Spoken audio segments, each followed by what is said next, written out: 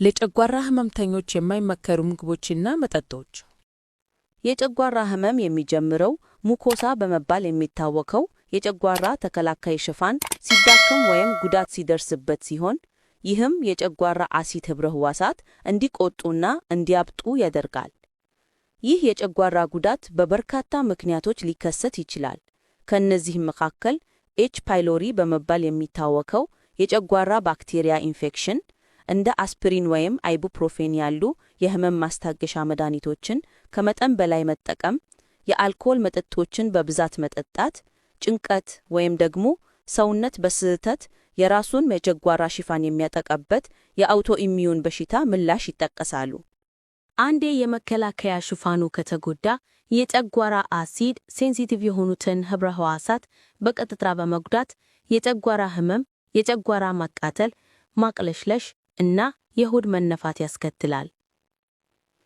በትክክል እንክብካቤ ካልተደረገለት ተደጋጋሚ የጨጓራ ህመም፣ የጨጓራ ቁስለት፣ የደም መፍሰስ ወይም ደም መድማት እና አልፎ አልፎ ደግሞ ለጨጓራ ካንሰር ተጋላጭነትን ሊጨምር ይችላል። የማይመከሩ ወይም መወገድ ያለባቸው ምግቦች። 1. ቅመም የበዛባቸው ምግቦች።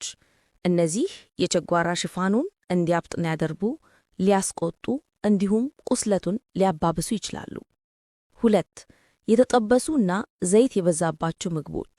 እነዚህ ለመፈጨት አስቸጋሪ ናቸው፣ እንዲሁም የጨጓራ አሲድ እንዲጨምር ያደርጋሉ። 3. በፋብሪካ የተቀነባበሩ ስጋዎች። እነዚህ በውስጣቸው ለጤና ጎጂ የሆኑ ማቆያ ኬሚካሎችንና ጤናማ ያልሆኑ ቅባቶችን ይዛሉ። ይህም የጨጓራ ህመምና የምቾት ማጣትን ሊያስከትሉ ይችላሉ። 4.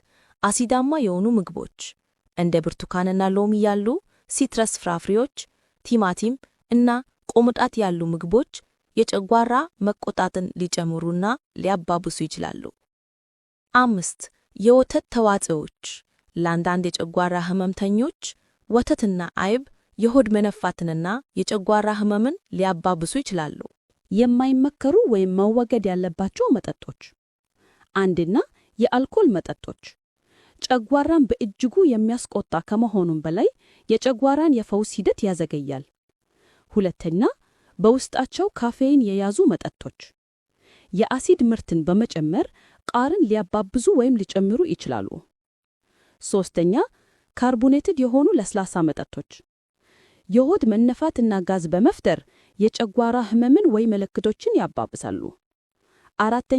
ጠንካራ ሻይ ካፌን እና ጣኒን የተባሉ ንጥረ ነገሮች በውስጣቸው ስለሚያዩ ጨጓራን ሊያስቆጡ ይችላሉ። ምን መምረጥ አለባችሁ? የጨጓራ በሽታ ያለባቸው ሰዎች በምትኩ ለስላሳ፣ አሲድ የሌላቸው እና በቀላሉ የሚፈጩ ምግቦችን መምረጥ አለባቸው። ለምሳሌ ሩዝ፣ የተቀቀለ ድንች፣ አጃ ወይም ኦትሜል፣ ሙዝ እና የእጽዋት ሻዮች ወይም ኸርባል ቲዝ መምረጥና መጠቀም አለባችሁ።